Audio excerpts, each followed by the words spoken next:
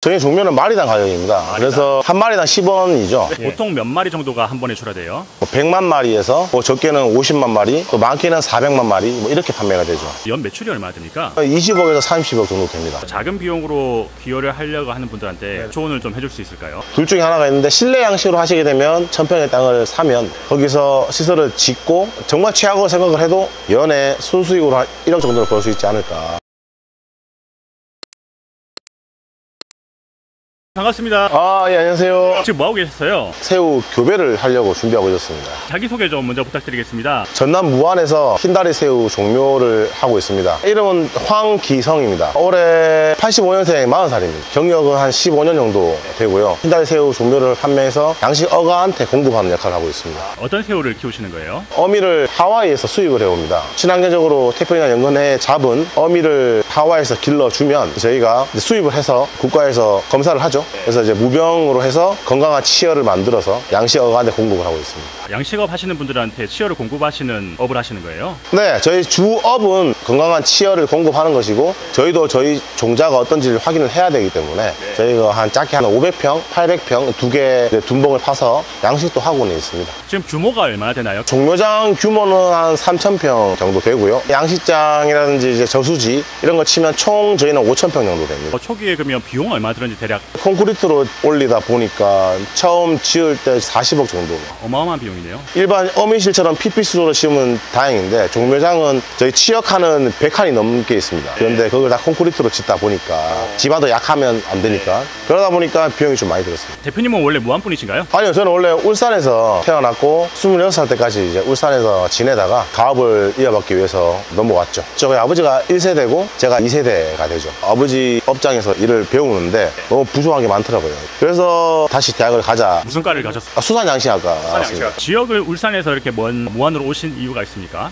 양식 어가 분들이 대부분 전남 쪽이 많죠. 신안, 고창 뭐 이렇게 하다 보니까 최대한 판매자와 거리를 가까운 데로 하자 해서 전남으로 이주하게 된 지는 한 10년째 됩니다. 양식장이 있는데 이거를 뭐라고 부르나요? PP 수조라고 부르는데 지금 현재는 암놈이 알이 찬 모습이거든요. 제가 일일이 다 알찬 거를 확인해서 넘겨서 교배를 시키고 있는 작업을 하고 있었죠. 새우 교배는 계절이 정해져 있나요? 1년 내내는 할 수 있는데 양식 하시는 분들이 이제 실내는 1년 내내 하시지만 수요가 좀 작고 노지 양식이라 해서 노지에서 하시는 분들은 4월에서 6월 사이에 입식을 다 완료를 하시거든요. 그래서 저희는 한 6개월 정도 종묘업을 하죠. 알을 어떻게 수거를 하시는 거예요? 교배를 하고 나면 여기가 산란수조입니다. 산란이 끝나고 나면 여기서 이제 알을 보시면 이런 식으로 이게 먼지 같지만 이게 다 알에서 막 부화한 노플리우스 유생입니다. 이런 식으로 알찬 게 보이죠? 이렇게 해서 한 마리 잡죠. 잡아서 보시면 실제로 알찬 게 보이시면 이렇게 노란색이 보이시면 노랗게 네. 예, 이렇게 알이 찬 상태를 아침에 넘기면 이제 순놈의 정자를 암놈에게 붙이죠. 교배가 되고 나면은 이거를 잡아서 아까 산란 수조실에 풀어주죠. 풀어주면 산란을 합니다. 3, 4시간 정도 사이에 16시간이 지나면 이제 저렇게 유생이 되죠. 그러면 암놈을 건져서 원래 수조에 넣고 산란을 한 거를 이제 채집을 하죠. 저기 그물이 준비되어 있는데 300 마이크로 망에다가 이렇게 봉을 뽑게 되면 새우 유생만 남고 물은 빠져나가요. 그러면 이거를 채집을 해서 본 양성 탱크로 옮기죠. 그래서 치아가 만들어지는 겁니다. 그러면 이 다음 단계의 수조도 보여줄 수 있나요? 예, 보여드릴 수 있습니다. 작은 유생들을 옮겨서 그러니까 새우 치아 새끼까지 만들어내는 본 양성 탱크입니다. 이런 사각 수조가 이제 저희가 100개가 정도 있죠. 그러면 칸칸마다 조금씩 생육 단계가 다른 겁니까? 그렇죠. 이제 매일매일 교배하고 매일매일 산란하다 보니까 그 일수가 다 다르죠. 한 번에 많은 양을 넣을 수는 없거든요. 이게 어둡고 습하고 더운데 이 환경을 새우 치어들이 좋아하는 거예요? 새우는 너무 밝으면 유생되는 좋지 않고요. 습한 이유는 보온에 신경을 많이 써야 되거든요. 온도가 30도까지 유지를 하다 보니까 그리고 어둡게 해야 햇빛으로 인한 물풀이라든지 조류 같은 게 피지도 않고 계획한 대로 만들 수 있기 때문에 그렇습니다. 양식장에서 근무하는 직원분들은 총 몇 분 계세요? 시설을 사람이 일하기 편하게 이제 설계를 하다 보니까 6명 정도 일을 하고 있습니다. 이렇게 물 색깔이 다른 것들은 일령수가 낮은 애들이고 물 색깔이 약간 좀 갈색을 좀 많이 띄는 애들은 판매 직전까지 온 애들이거든요. 이건 바닷물이죠? 네, 다 바닷물을 이제 끌어다 써서 정수기를 거쳐서 자외선 UV를 이용해서 살균 소독을 하고 또 한 번 더 필터를 거쳐서 물을 받습니다. 깨끗하게 받지 않으면 안 돼서. 이쪽 지역들이 새우 양식에 유리한 이유가 있어요? 일단은 신안 같은 경우는 물이 좋죠. 고창은 예전부터 많이 양식을 하셨고, 그리고 무안은 양식이 조금씩 늘어나고 있고, 남쪽으로 내려올수록 기온이 따뜻하기 때문에 또 늦게 추워지기 때문에 온도에 유리하니까 많이 이제 양식하시고, 그리고 서해 물이 또 괜찮고, 가용할 수 있는 토지 자체가 서울권에 비해서는 저렴하니까 양식할 수가 있죠. 실례지만 대표님 결혼을 하셨어요? 아, 예, 결혼했습니다. 무안에 와서 결혼하셨습니까? 예, 무안에 내려와서 결혼했습니다.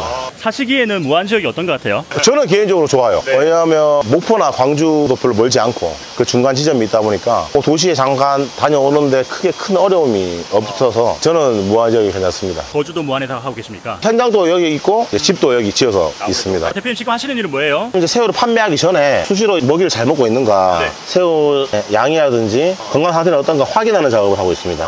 알에서 부화한 이후로 지금 얼마나 기간이 지난 겁니까? 부화하고 난 다음에 한 35일 정도. 여기서 얼마나 더 지나야 출하를 하시는 거예요? 지금 이 사이즈로 출하를 합니다. 출하 같은 경우에는 이제 이 탱크 밑에다가 아까 봤던 망 같은 거를 준비해서 물을 빼면 새우만 걸러지고 물은 빠지겠죠. 거기서 무게를 잽니다. 한 마리당 무게가 얼마라고 해서 이렇게 판매를 하고 있죠. 이 출하되는 가격은 킬로그램당 가격이에요? 저희 종류는 마리당 가격입니다. 그래서 한 마리당 10원이죠. 무게 같은 경우 다른 거는 그만큼 마리수가 나온다는 거니까. 그래서 저희는 마리당으로 판매를 하고 있죠. 판로는 어떻게 됩니까? 종묘장 같은 경우는 이제 이미 몇 군데 많이 없고 새우 종묘는 만들기 어렵다 보니까 우리나라에 대표님 같은 종묘회사가 몇 군데? 7개로 알고 있습니다. 현재는 많지 않습니다. 마리당 10원이라 하셨는데 보통 몇 마리 정도가 한 번에 출하돼요? 양식하시는 규모마다 다르겠지만 100만 마리에서 적게는 50만 마리, 또 많게는 400만 마리 이렇게 판매가 되죠.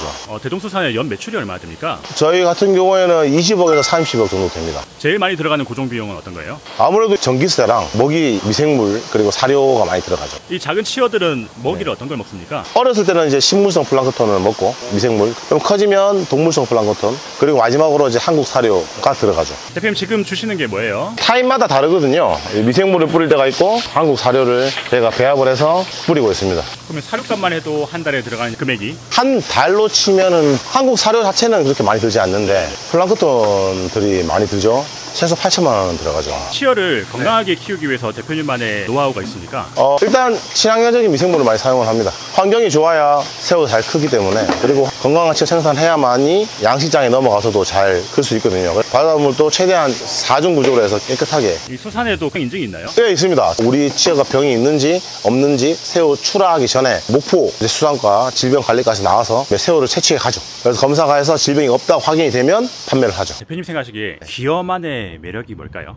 일단은 도시에 산다고 치면 그만큼 직장이 따라줘야 되는데 일자리도 좀 솔직히 어려운 부분이 많이 있고, 일단 집값부터가 제일 비싸겠죠. 근데 기업 기촌을 하면 일단은 제가 사장이고 저만의 시간을 계획할 수 있고, 그리고 작물을 만들든 생물을 만들면 그 판매하는 뿌듯함도 느낄 수가 있고, 도시에 빡빡하게 사는 것보다는 자연에서 열심히 제가 사업을 하면서 여유 있을 때 도시에 놀러 가는 것도 나쁘지 않다고 생각합니다. 일반 물고기들, 광어라든지 우럭 양식 많이 하지 않습니까? 네네네. 그런 것 폐사율도 높다고 하는데 새우는 어떻습니까? 새우도 실제로 있는 그대로 말씀드려야 되니까 쉽다면 쉽지만 또 어려운 부분도 많이 있습니다. 새우 양식할 때 어떤 부분이 제일 어렵나요? 제일 어려운 거는 사료 급이 능력이겠죠. 사료가 얼마나 많이 남았는가, 또 너무 많이 줘서 쌓이지 않는가, 이제 가스를 발생해서 애들이 죽지 않는가를 잘 봐야 되는데, 기존 양식 하시는 선배님들 그분들에게 배우고 하시는 게 훨씬 나을 겁니다. 배울 수 있는 방법이 선도 농가라든지 그런 데 가는 방법이 있나요? 그렇죠. 양식을 하시는 분들이 많이 있는데 기업 기촌 프로그램이 강진에도 있지만 강진뿐만 아니라 다 전국적으로 조금씩 있다고 알고 있거든요. 거기서 연결을 해서 기존 잘하고 계신 분들, 또 아니면 어가 교육을 하시는 분들이 많이 있거든요. 그런 분들에게 교육을 받는 게 좋죠. 강진에 기어기촌 학교가 있다고요? 네네. 아무것도 모르면 막막하고 할 수도 없거든요. 근데 그런 학교가 있으면 아무래도 훨씬 처음부터 배우고 들어가니까 접근하는 방법이 좀 수월하고 성공률을 좀 높이지 않을까요? 무한으로 기여를 하시고 지자체에서 지원 사업이나 혜택받은 부분이 있을까요? 저희가 생물을 키우려면 높은 온도를 유지해야 하다 보니까 가온을 많이 해야 됩니다. 친환경으로 바닷물에 에너지를 뺏어서 다시 돌려보내는 친환경 기타 펌프 사업이 있기 때문에 이런 걸로 하면은 아무래도 가온비가 전기세는 나올지언정 기름으로 때우는 그런 방법은 거의 사라지게 되죠. 이게 한 대당 1억이 좀 넘을 겁니다. 자부담이 30%고요. 군에서 또 시에서 보조해주는 게 70%입니다. 엄청 큰 혜택이네요. 네네네. 양식업에서는 필수적인 부분이네요. 실내 양식 하시는 분들은 무조건 해야 된다고 봐야죠. 기여기천에 관심이 있는데 네. 대표님처럼 이렇게 큰 규모는 하기는 엄두가 안 나고 네네. 그래도 작은 비용으로 기여를 하려고 하는 분들한테 조언을 좀 해줄 수 있을까요? 일단 새우 같은 경우는 실내 양식을 하시든 실외 양식을 하시든